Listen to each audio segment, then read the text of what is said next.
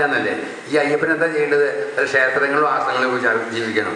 എൻ്റെ ഭാര്യ വീട്ടിൽ പറഞ്ഞേക്കല്ല വേണ്ടത്, അതിന് പറയുമ്പോൾ അതിനെ പറഞ്ഞേക്കോ. അപ്പം എന്ന് വെച്ചാൽ ഒന്നും വിട്ട് കളയാൻ വയ്യ. അപ്പം അതുകൊണ്ട് പ്രധാനമായിട്ട് അതുകൊണ്ട് ത്വസേവാദി ആശു സിദ്ധേ അസധികനതാ തൊപ്പരേ ശൈശവീരു എത്തുപ്രാഗേവ രോഗാധി അപഹരതേ തത്ര ഹാശിച്ച്. അപ്പോൾ പറയാനുണ്ട് ഒരുപാട്, എൻ്റെ രോഗം എന്നെ വല്ലാണ്ട് അതിൽ നിന്ന് രക്ഷിക്കുന്നത്. പിന്നെ ഒരു കുടുംബത്തിൽ ഒരു വീട്ടിൽ 8 കാര്യങ്ങൾ ഉണ്ടാവും എന്നാണ് ഗീതയും ഇതല്ല ഭാഗവതവും നാരായണിയും പറയുന്നത്. എന്തൊക്കെ 8 കാര്യങ്ങൾ? ഗംഗ, ഗീത, ഗായത്രി, തുളസി, ഗോപികാചന്ദനം, പൂജ, സാളഗ്രാമൻ പൂജ, ഏകാദശി, നാമജപം. 8 ഇതിന് ഒരു ബുദ്ധിമുട്ടുമില്ല. അത് ഈ 8 കാര്യങ്ങൾ വീട്ടിലുണ്ട്. പ്രത്യേകിച്ച് ഗംഗാജനവും ഗീതയും വീട്ടിലുണ്ടാവണം. കാരണം എല്ലാ മഹാത്മാക്കളും, ഭാരതത്തിലെ മഹാത്മാക്കൾ കൊണ്ടു നടന്ന ഗ്രന്ഥം ഭാഗവതമല്ല, ഭഗവത്ഗീതയാണ്. ഗാന്ധിജി, അരവിന്ദ് ഘോഷ്, ഗോപാലകൃഷ്ണ ഗോഖലെ, ലോകമാന്യ തിലകൻ, ഇവരൊക്കെ ഏറ്റവും കൂടുതൽ ബഹുമാനിച്ചിരുന്ന ഗ്രന്ഥം ഭാഗവതമല്ല, ഭഗവത്ഗീതയാണ്. അപ്പം ഗംഗ, ഗീത, ഗായത്രി, തുളസി, ഇത്രയും കാര്യങ്ങൾ വീട്ടിലുണ്ടാവണം.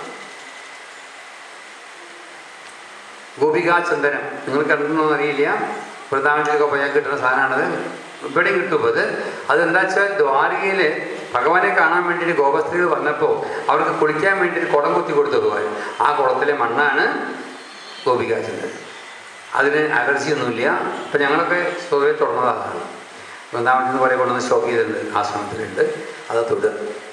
അപ്പം അത് പറഞ്ഞിട്ടുണ്ട്. പിന്നെ പൂജ, ഏകാദശി നോൽക്കുക, വ്രതം നോൽക്കുക, നാമം ജപിക്കുക. പിന്നെ നമുക്ക് 5 കടങ്ങളുണ്ട്, പഞ്ചകടങ്ങളുണ്ട്. നമുക്ക് ദേവഋണം, ഋഷിഋണം, ഭൂതഋണം, നരഋണം, ഇങ്ങനെ തുടങ്ങിയിട്ട് 5 കടങ്ങൾ നമുക്കുണ്ട് ഇവിടെ. ഈ 5 കടങ്ങൾ വീട്ടാതെ കണ്ട് നമുക്ക് ഇവിടെ നിന്ന് മോക്ഷം കിട്ടില്ല.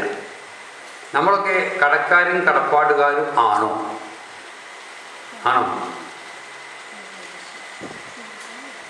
ജനിച്ച അപ്പം തുടങ്ങി കടവും കടപ്പാടും നമുക്ക് തുടങ്ങിയതാണ്. അച്ഛനോട്, അമ്മോട്, സഹോദരന്മാരോട്, സ്നേഹിതന്മാരോട്, പഠിപ്പിച്ച ടീച്ചേഴ്സിനോട്, സമൂഹത്തിലെ മറ്റ് ഈ വൃക്ഷങ്ങളോട്, ചെടികളോട്, പൂക്കൾ, എല്ലാത്തിനും നമുക്ക് കടപ്പാടാണ്. ഈ കടപ്പാട് തീർക്കാണ്ട് നമുക്ക് പോകാൻ പറ്റില്ല. അതുകൊണ്ട് നമ്മൾ ആരും ഇൻഡിപെൻഡൻ്റ് അല്ല, വി ആർ ഇന്റർഡിപെൻഡൻ്റ് ആണ്. I want to be independent. ഇപ്പോഴത്തെ ചെറുപ്പക്കാരുടെ വാക്യാണ് ഞാൻ. I want to be independent. I will earn, I will lead my life, don't interfere. ആരോടെ പറയണത്? ആരും ഇൻ്റർഫിയർ ചെയ്യണ്ട. ഞാൻ സ്വതന്ത്രമായിട്ട് എവിടെ സ്വതന്ത്രം. നെല്ല് അരി കിട്ടിയില്ല ഉണി കയറ്റില്ല. പച്ചക്കറി കിട്ടിയെങ്കിൽ ഉടാണ്ടാക്കാൻ പറ്റില്ല. ഈ 100ൻ്റെ നോട്ടം ചുട്ടു തിന്നാൻ പറ്റുമോ? നമ്മളാരും ഇൻഡിപെൻഡൻ്റ് അല്ല, വി ആർ ഇൻ്റർഡിപെൻഡൻ്റ് ആണ്. പരാശ്രയത്തിൽ ജീവിക്കുന്നവരെ നമ്മളൊക്കെയാണ്. അത് ഏറ്റവും കൂടുതൽ നമ്മൾ ആശ്രയിക്കുന്നത് ഭഗവാനാണ് തന്നെ. അപ്പോൾ ഈ കടം മുഴുവൻ വീട്ടിൽ പോയില്ലെങ്കിൽ നമ്മൾക്ക് തിരിച്ചിവിടെ തന്നെ കടം വീട്ടാൻ വരേണ്ടി വരും. അപ്പോൾ അതുകൊണ്ട് തന്നെ ഇതിനൊറ്റ വഴിയല്ലോ, നാരായണയേതി സമർപ്പയാം. അതാണ് ഏറ്റവും നല്ല വഴി. എന്ത് ചെയ്യുമ്പോഴും അത് ഞാൻ പറഞ്ഞത്, കൊടുത്തതൊക്കെ മറക്കുക, കിട്ടിയതൊക്കെ ഓർക്കുക. നമ്മുടെ സ്വഭാവം എന്താ? കിട്ടിയതൊക്കെ മറക്കുക, കൊടുത്തതൊക്കെ പറഞ്ഞു നടക്കുക. കിട്ടാതെ കൊടുക്കാൻ പറ്റില്ലല്ലോ. അതുകൊണ്ട് ഈ 92 പറഞ്ഞു, തസ്യോൽപ്പന്നം വികർമാവി അഖിലം അപനതസ്യവ ചിത്തസ്ഥിതത്വം തന്മയെ പാപോദ്ധതാവൻ. ഹൃദയത്തിൽ ഭഗവാനെ വെച്ചുകൊണ്ടാണ് നമ്മൾ എല്ലാം ചെയ്തെന്നുണ്ടെങ്കിൽ ഈ പാപത്തിൻ്റെ ഒന്നും അനുഭവം നമുക്ക് ഉണ്ടാവില്ല എന്ന് പറയുകയാണ്. 93 വരുമ്പോഴാണ് ഗുരുക്കന്മാരുടെ കാര്യം പറയുന്നത്. അല്ല, ഒന്നാമത്തെ നാം വാക്ക് ആ ശ്ലോകം എടുത്തോളൂ. എന്താ പറഞ്ഞിരിക്കുന്നത്? ബന്ധുസ്നേഹം വിജഹ്യ. ഈ ബന്ധുക്കളുള്ളതായ അമിതമായ മാതാബന്ധം കുറച്ചോളൂ. അല്ല, ഇതിപ്പോൾ അങ്ങനെയല്ലോ. ബന്ധുസ്നേഹം വിജഹ്യ എന്നൊക്കെ പറഞ്ഞ് നടക്കുമോ? ആദ്യം പറഞ്ഞത് അതാണ്. ഒന്നിനോടും അമിതമായ അറ്റാച്ച്മെൻറ്റ് വേണ്ട. Keep A distance. ഏതായാലും തിരക്കില്ല. അവിടെ ചെയ്യേണ്ട കർമ്മങ്ങൾ ചെയ്തോളുക. ഞാൻ പറഞ്ഞില്ലേ, തള്ളവരൽ പോലെ അവിടെ നിന്ന് ഇവിടെ പറഞ്ഞില്ലേ നിങ്ങളുടെ അടുത്ത്? എന്താ തള്ളവരലിൻ്റെ പ്രത്യേകത? ഇതിൻ്റെ പേരെന്താ? തള്ളവരൽ. എന്താ തള്ളവരൽ വരാൻ കാരണം? 4 മക്കൾക്കും തള്ളയില്ലാണ്ട് പറ്റില്ല. ഏത് 4 മക്കൾ? ചെറിയ മകൻ, രണ്ടാമത്തെ മകൻ, മൂത്ത മകൻ കുറച്ച് പൊക്കം കൂടുതലാണ്. ഈ മകനെ വിശ്വസിക്കാൻ വയ്യ. അതുകൊണ്ടാണ് കുരുതുറുപ്പൊന്നും ഈ വിരൽ ഉപയോഗിക്കാൻ പാടില്ല. എന്താ കാരണം? മറ്റുള്ളവരെ കുറ്റം പറയുന്ന വിരലാണ് ഈ വിരൽ. അതുകൊണ്ട് ഇത് ശുദ്ധമുള്ള വിരലല്ല. ഇപ്പോൾ പൂവിടുമ്പോൾ പോലും ഈ 3 വിരലോട്ടേ പൂവിടാൻ പാടുള്ളൂ. ഈ വിരൽ അതൊരു ഉപദ്രവകാരിയാണ്. അവൻ ശരിയല്ല എന്നല്ലേ പറയുക. അപ്പം ഈ വിരൽ കുറ്റം പറയാൻ നിൽക്കും.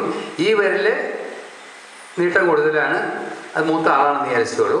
പിന്നെ ഏറ്റവും നല്ല വിരൽ ഇതാണ്, അനാമിക എന്നതിൻ്റെ പേര്. എന്താ പേര്? അനാമിക, നാമല്ലാത്ത വിരൽ. ഇത് ചെറിയ മകൻ.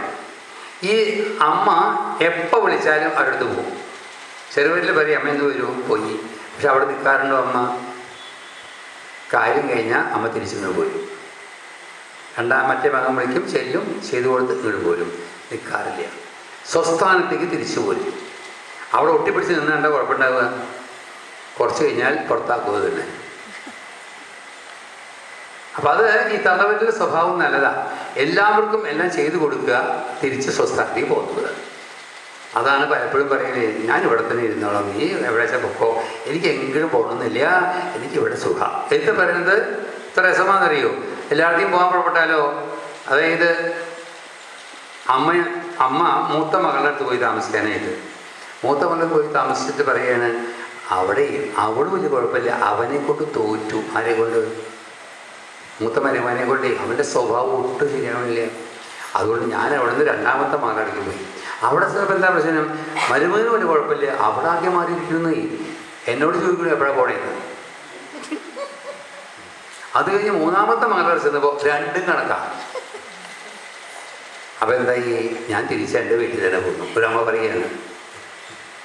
വേറൊരു അമ്മ വിചാരിച്ച് 3 ആൺകുട്ടികളുണ്ട്, ആൺകുട്ടികൾ കല്യാണം കഴിച്ച സമാധാനമാകുന്നൊക്കെയാണ് വിചാരിച്ചത്. മൂത്ത മകൻ കല്യാണം കഴിച്ച് കൊണ്ടുവന്നു. അപ്പോൾ കഷ്ണം നുറുക്കി കൊടുക്കണം, അരി എടുത്ത് കൊടുക്കണം, പിന്നെ അങ്ങനെയൊക്കെ ചെറിയ ചെറിയ സഹായമൊക്കെ ചെയ്യണം. പിന്നെ വിളമ്പി തരും ചിലപ്പോൾ ആൾക്ക്, അമ്മയ്ക്ക്. എന്നപ്പോൾ രണ്ടാമത് കല്യാണം കഴിച്ച് വന്ന ആൾ വ്യത്യാസമെന്ന് ചോദിച്ചപ്പോൾ അതിന് അരി വെച്ച് കൊടുക്കണം, വിളമ്പി കൊടുക്കണം. അത് അങ്ങനെയായിരുന്നു. മൂന്നാമത് വന്നപ്പോൾ അത് വായി കൊടുക്കണം. ഇതാണ് നമ്മൾക്ക് പറ്റുന്ന അബദ്ധം. നമ്മൾ വിചാരിക്കും അവർ വന്ന സുഖവും ഇവർ വന്ന സുഖമെന്ന്. ഇരട്ടിപ്പണിയാണ്. അതുകൊണ്ട് കുറച്ച് കഴിഞ്ഞാൽ പറയും, നിങ്ങൾ അങ്ങനെ മാറിക്കോളുള്ളൂ, ഞങ്ങൾ ഇവിടെ.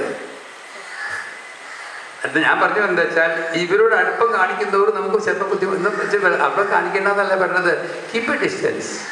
അവരവരുടെ വഴിക്ക് സുഖമായിട്ട് ജീവിച്ചോട്ടെ, നമ്മൾ നമ്മുടെ വഴിക്ക് ആരെ കാത്തിരിക്കണം? ഭഗവാനെ വിചാരിച്ച്. ബന്ധുസ്നേഹം വിജയിക്കാം. എങ്ങനെ? തവഹി കരുണയാ. അവിടുത്തെ കാരുണ്യങ്ങളെ പറ്റുള്ളൂ.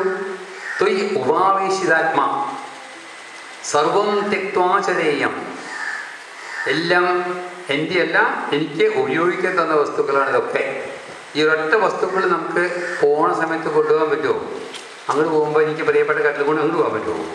ഇല്ല, ഒന്നും പറ്റില്ല. അപ്പം സർവം തെക്വാചരേയം സകലമവി ജഗൽ വീക്ഷ മായാവിലാസം. ഒക്കെ ഒരു ഭ്രമം മാത്രമാണ് നടത്തുക അവിടെ. ഇപ്പം നമുക്കുണ്ടാവുന്നതായ എല്ലാ സാധനവും, മക്കളായാലും മക്കളുടെ മക്കളായാലും ഒക്കെ ഒരു നിയോഗം പോലെ വരുന്നതാണ് അവരവിടേക്ക്. ഞാനത് ആ ചിത്രകേതുവിൻ്റെ കഥ പറഞ്ഞപ്പോൾ ഞാൻ പറഞ്ഞത്, മനുഷ്യബന്ധങ്ങൾക്ക് അത്ര വലിയ പ്രാധാന്യം കൊടുക്കാൻ പറ്റില്ല. കാരണം അവരവരുടെ കാര്യം വരുമ്പോൾ അവരൊക്കെ നമ്മളെ വിടും, അത് സംശയമൊന്നുമില്ല. അതാണ് ഞാൻ പറഞ്ഞത്, സ്വന്തം കാര്യം നടത്തിക്കൊണ്ട് പോകാൻ പ്രാപ്തി ഉണ്ടെങ്കിൽ മക്കൾക്ക് പ്രശ്നമൊന്നുമില്ല. പക്ഷേ കിടപ്പായി കഴിഞ്ഞാലോ? എൻ്റെ അടുത്ത് വന്നിട്ടുണ്ടേ, അമ്മ കിടപ്പായി, തിരുമേനി കുറേ നാളായി, അങ്ങോട്ട് പറഞ്ഞേക്ക് എന്താ വഴിയെന്ന്. അങ്ങോട്ട് പറഞ്ഞേക്കാൻ എന്നോട് ചോദിച്ചിട്ടുണ്ട്. അപ്പം നമ്മുടെ കാര്യം നടത്തിക്കൊണ്ടിരിക്കുന്ന സമയത്ത് വലിയ കുഴപ്പമൊന്നുമില്ല, അമ്മയെ കൊണ്ട് വലിയ കുഴപ്പമൊന്നുമില്ല, അമ്മയുടെ കാര്യം അമ്മ നോക്കിക്കൊണ്ട് നടക്കേണ്ടത്, അതാണ് ഞങ്ങൾക്ക് വലിയ പ്രശ്നമില്ല എന്ന് പറയും മക്കൾ. കുറച്ച് കഴിഞ്ഞാലോ എന്നും പറ്റാണ്ട് എല്ലാം അമ്മയുടെ പിന്നാലെ നിൽക്കണം, എടുക്കണം, നടത്തണം, കിടത്തണം. എത്രയൊക്കെയായാലും മനുഷ്യബന്ധത്തിൽ അത്രയൊക്കെ കുറച്ച് കഴിഞ്ഞാൽ മടുക്കും, ഉറപ്പാണ്. പിന്നെ നമുക്ക് ഏറ്റവും പേടി അമ്മയും അച്ഛനെയാണോ സമൂഹത്തിനെയാണോ? അമ്മേശനല്ല പേടി, സമൂഹത്തിനെ പേടി. സമൂഹം പറയും ഈ മക്കൾക്ക് എന്താ ഇങ്ങനെ സ്വഭാവം. ഇപ്പം നമുക്ക് പേടി അച്ഛനും അമ്മയല്ല, സമൂഹം എന്താ പറയാന്നല്ല. അപ്പം ഈ പ്രായാൾക്കാർ എന്താ ആശുപത്രിയിൽ വരാത്തത് താമസിക്കാനായിട്ട്? സമൂഹത്തിനെ പേടിച്ചിട്ടാണ്. മക്കൾ പറഞ്ഞിട്ടുണ്ട് അച്ഛനും അമ്മയും ആശുപത്രിയിൽ പോകണ്ട, ഞങ്ങൾക്ക് നാണക്കേടാണ്, അതുകൊണ്ട് ഇവിടെ കിടന്ന് കഷ്ടപ്പെട്ടോളൂ എന്നാണ്. അവിടെ കിടന്ന് ഇതൊക്കെ ഇതാണ് നമ്മൾ. അപ്പം ഇതൊന്നും നമുക്ക് പൂർണ്ണമായിട്ടും ഒന്നും ഏറ്റെടുക്കാൻ പറ്റില്ല. സർവം തെക്വാചരേയം. പിന്നെ പറഞ്ഞു നാനാത്വ ഭ്രാന്തിജന്യ സതികൾ ഗുണദോഷാവബോധി വിതുരുവ വ്യാസേധോവാകതന്തൗ ത്വയി നിഹിതമതയിൽ വീതവൈഷമ്യ ബുദ്ധി. ഈ അവിടത്തോടുള്ളതായ അടുപ്പം വന്നു കഴിഞ്ഞാൽ പിന്നെ മാറ്റങ്ങളൊന്നും തോന്നില്ല. നാനാത്വ ഭ്രാന്തിജന്യാൽ സതികലു ഗുണദോഷാവബോധി വിതുരുവ വ്യാസേധോവാകതന്തൗ ത്വയി നിഹിതമതയിൽ വീതവൈഷമ്യ ബുദ്ധി. ഭഗവാനിൽ മനസ്സർപ്പിച്ചുകൊണ്ട് അല്ലെങ്കിൽ അത് ഈശ്വരൻ്റെ ആണെന്ന് വിചാരിച്ചു കഴിഞ്ഞാൽ പിന്നെ നമുക്ക് ബുദ്ധി കൊണ്ടുവരില്ല.